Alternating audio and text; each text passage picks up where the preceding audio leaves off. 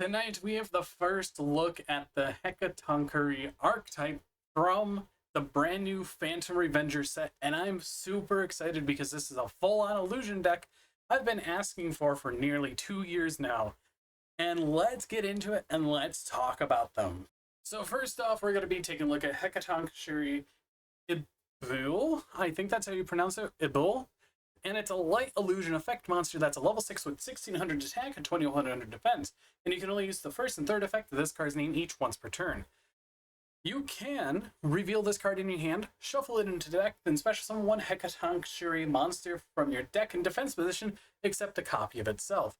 If this card battles a monster, neither can be destroyed by that battle, and if this card is sent to the graveyard, you can target one Hecatoncheire monster in your graveyard, except another copy of itself, and special summon it. Overall, a very good card because it can tutor out any of your Hecatoncheire monsters from your deck, and being able to summon out any from your graveyard is also really good. So off to a great start with this archetype, and honestly, I'm more excited because Nightmare Apprentice is really good for this deck.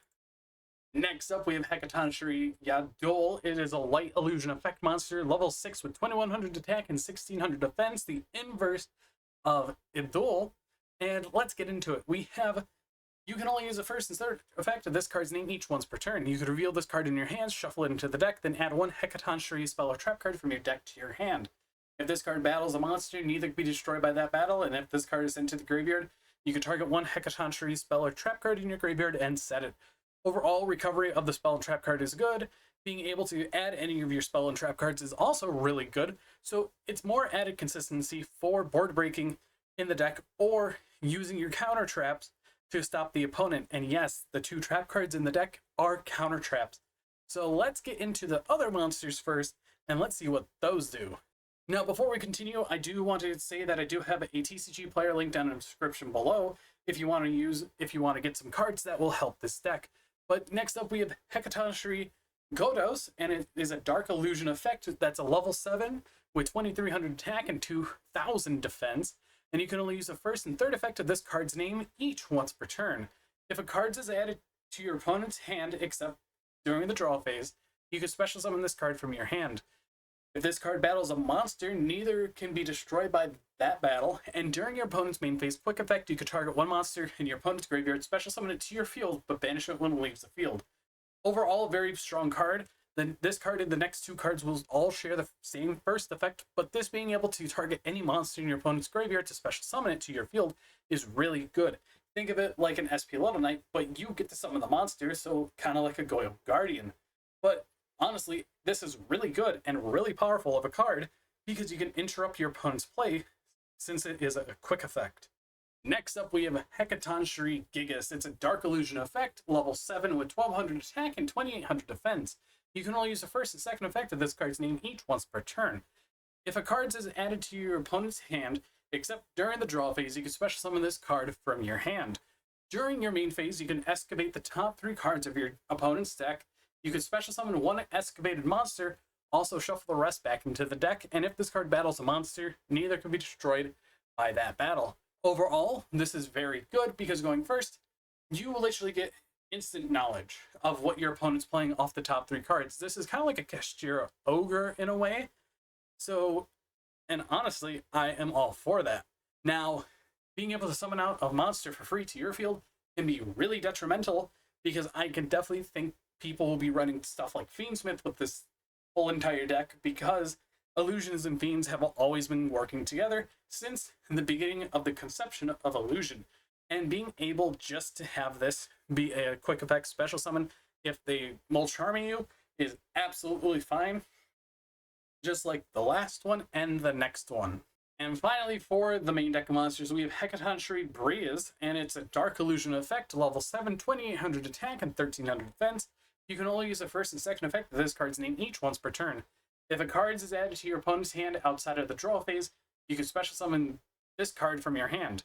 During your main phase, you can look at one random card in your opponent's hand, and if it's a monster, you can special summon it to your field. And if this card battles a monster, neither can be destroyed by that battle. So making your opponent pretty much -1 in the hand just by randomly picking is very strong, especially nowadays with, I would say, decks lessening on spells and traps, and you're having more monsters because of hand traps, this is very scary because you can immediately go into a link monster. But if they have a level 3 tuner in their hand, most likely like a hand trap like Ash Blossom or Ghost Ogre or Ghost Spell, there comes a Chaos Angel dropping down or a level 10 Synchro Monster. I'm kind of glad that Barone is banned just for this reason. And overall, I definitely think that this card right here is a very solid card already. And now then, let's get into the big fusion monsters, and there's two of them. We have Hecatoncheire Jawaza, and it is a light illusion fusion effect monster, level 8, 2400 attack and 2500 defense. Takes one Hecatoncheire monster plus one illusion monster. It can must first be either fusion summoned or special summoned from your extra deck by attributing one illusion monster and one face-up monster you control owned by your opponent. You can only use the first effect of this card's name once per turn.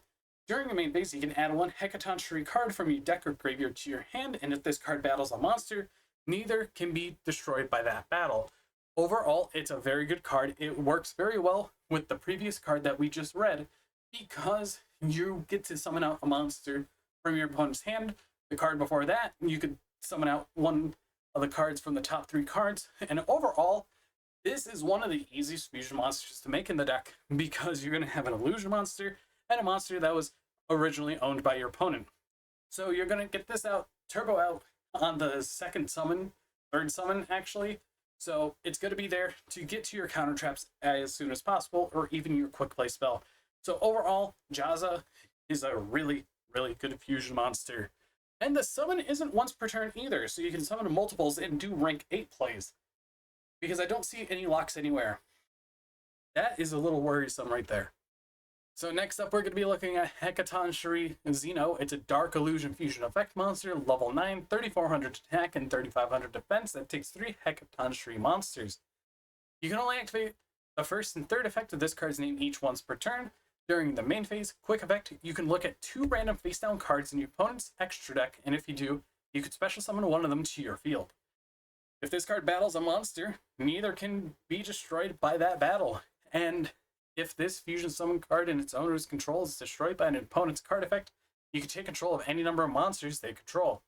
This card is literally insane, being able to look at 2 random face-down cards in your opponent's extra deck for free knowledge and summon one of them out. This is absolutely crazy. It's a better Hecatoncheire Unicorn.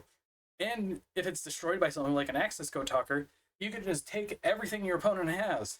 And realistically, cards like this are normally usually broken.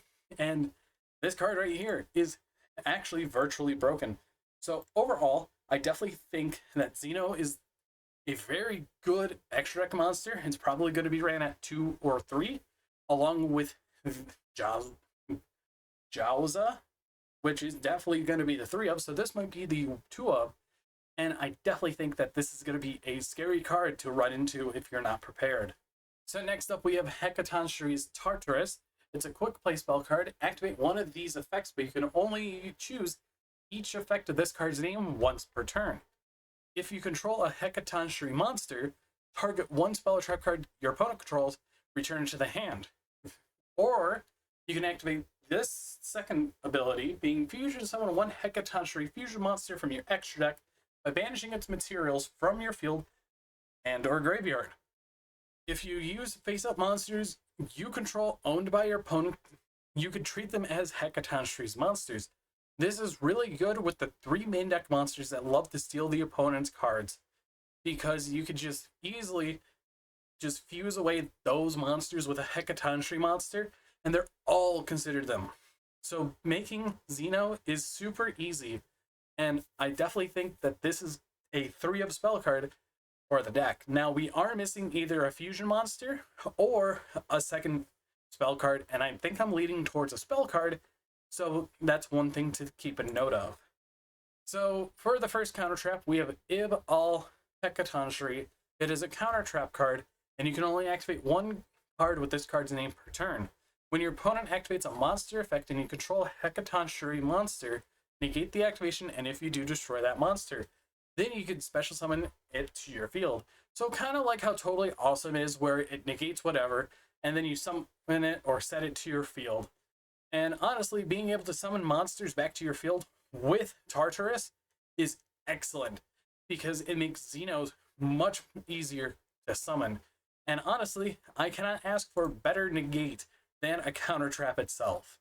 And now finally we have Yadal Hecatoncheire. It's the other counter trap of the deck, and you can only activate one card with this card's name per turn. When your opponent activates a spell or trap card, and you control a Hecatoncheire monster, negate the activation, and if you do, destroy that card, then you can send it to your field. Just like the last one, sets it to your field instead because it's a spell or trap card, just like how Totally Awesome does it. So realistically, these two counter traps go hand in hand, no pun intended. So there's that, leave the room, because I didn't mean to have a hand pun there. But overall, Hecatoncheire is a deck I've been waiting to be revealed for quite some time, because I've always thought it was going to be a pure illusion deck, and now my suspicions have come true. These are biblically accurate angels, and honestly, I'm really happy and excited for this deck. I haven't been excited for a deck build pack theme pretty much since Malice, and before that, it was probably Pearly. So seeing this as an actual deck now, I could say that this deck is going to be one to keep your eyes out on because of how powerful these cards can be. But anyways, I've been BoltSpider. I hope you guys did enjoy this video, and I'll see you all in the next video. Also, please use my TCG player link down in the description below if you want to pick up cards for this deck before it comes out. And also, you can find my other social medias there.